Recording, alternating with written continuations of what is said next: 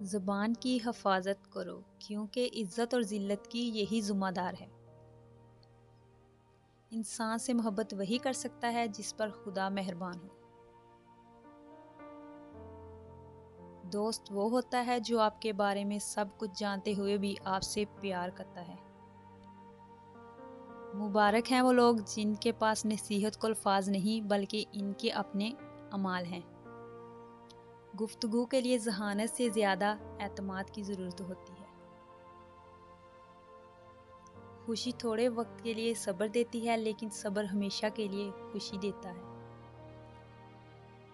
اخلاق کا اچھا ہونا خدا سے محبت کی دلیل ہے۔ انسان کی زندگی میں ایسی ٹھوکر بھی لگتی ہے جو اسے گرانے کی بجائے اٹھا دیتی ہے۔ وقت، حالات اور انسان بہت کچھ سکھا دیتے ہیں زندگی میں۔ دل، لوگ وہی خوبصورت ہوتے ہیں جن سے بات کرنے سے دل ہلکا اور پرسکون ہو جائے۔